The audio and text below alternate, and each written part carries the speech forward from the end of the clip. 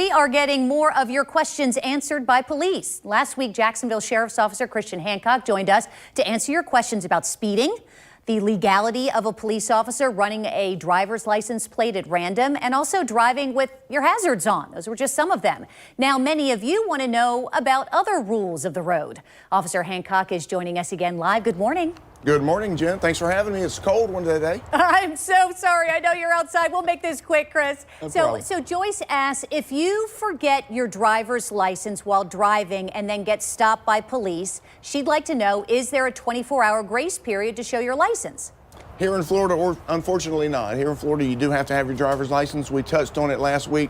When you're driving an automobile, you are required to keep it on you, and if requested, you have to show it. If you don't show it, it might be another citation for you. It's a non-moving, non-criminal citation. But it still costs you money. All right, so keep that driver's license on you. Next question, Chris. How long are you allowed to park a vehicle on a public street without moving it? Of course, Chris, this is assuming that there are no parking limit or restriction signs that are posted nearby.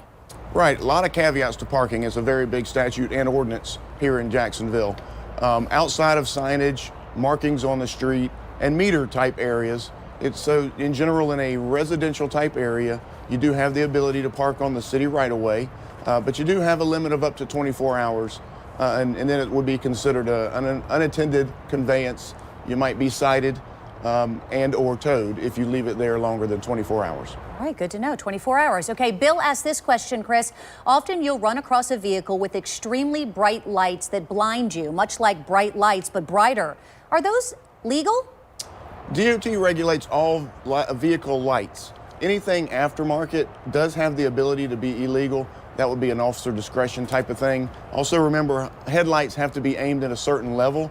A lot of times when individuals put these extra added lights on there, they're not aimed correctly and they're aiming in the face of oncoming traffic, which does create a hazard. So in general, anything aftermarket could be considered illegal. It just depends on how you use it and when you use it. Oh, so it's interesting because I've seen driving around town, you know, particularly at night, you'll see those cars that have the kind of the neon lights that are illuminating kind of the undercarriage of the car. Are those illegal?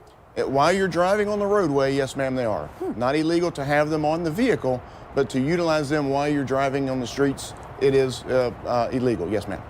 And then what about changing the color of the tag light? I've seen that before as well. As that follows the same rule, that's illegal?